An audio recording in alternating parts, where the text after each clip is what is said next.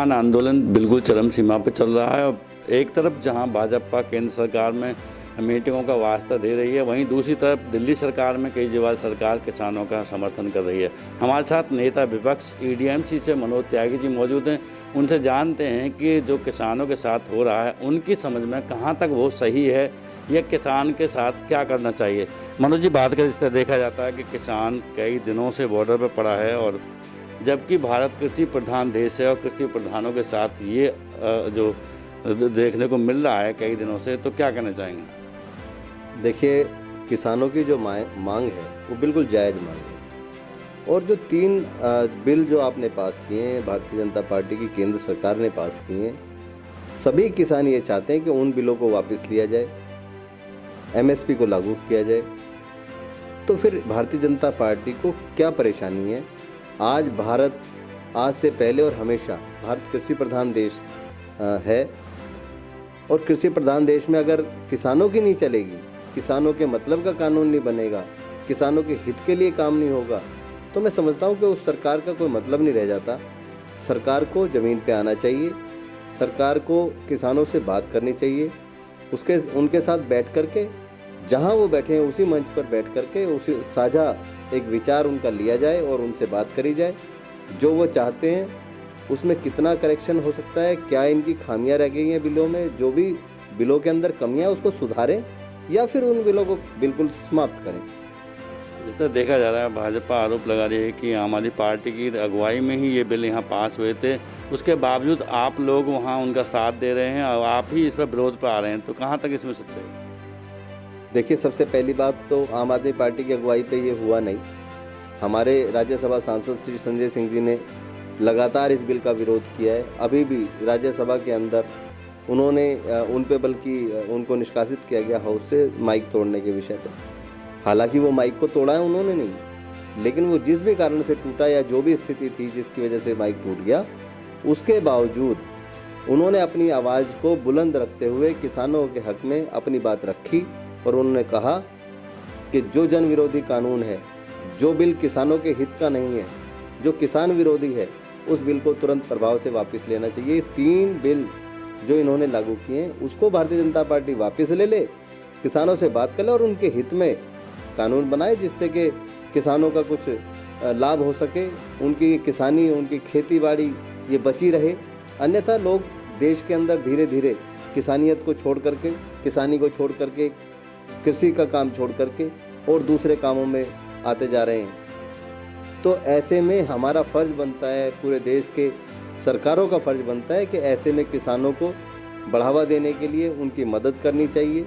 किसान पूरी ज़िंदगी तप कर, हर तरीके से हाल में जुट कर एक तरीके से, और वो अपने पूरे जीवन के अंदर किसी भी तरीके से अपने बच्चों को पढ़ा करके और सिर्फ रोटी कपड़ा जैसी ज़रूरतों को, आवश्यक ज़रूरतों को पूरा कर सकता है। वो अपने मकान तक भी नहीं पहुंच पाता। अपने बच्चों की शादी जो है आड़तियों से पैसा लेकर के शादी का खर्चा झेलता है, और फिर उसके बाद कृषि जब पैदावार होती है तब उस पैसे को चुकाता है।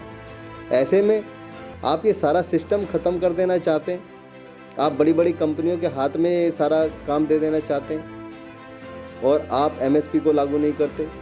अगर मिनिमम प्राइस नहीं लागू होगा तो आप ये समझिए कि किसान मजबूर हो जाएगा सस्ते दाम पर अपनी कृषि उत्पादन को बेचने के लिए, जिसके बाद उसके पास क्या रह जाएगा। अभी आए दिन आप देख रहे हैं कि रोज़ किसान जो हैं वो फांसी लगा रहे हैं, परेशान हो रहे हैं, तो आत्महत्या करने के कगार पे पहुंच गए किसान। तो ऐसे में हमारा सबका फ़र्ज़ बनता है कि हम उनकी मदद करें, उनको हर फैसिलिटी दें, उनके हित के कानून बनाएं, जो भी बिल लाएं उसमें किसानों का हित होना चाहिए, अहित नहीं। मनोज जी, देखा जा रहा है किसान, जिस तरह देखा जा रहा है कई दिनों से अपनी मांगों पर अडिग हैं, और सरकार है कि रोज़ मीटिंग कर रही है, और जबकि वो बॉर्डरों पर ऐसे मौसम में और ऐसे कोरोना महामारी के दौरान अपनी ज़िंदगी से जूझ रहे हैं, अपनी जान हथेली पर रख के वो अपने हक की लड़ाई लड़ रहे हैं, तो क्या कहना चाहेंगे? मुझे तो ऐसा लगता है कि किसान के प्रति जो केंद्र सरकार है उसकी संवेदनाएं ख़त्म हो गई हैं।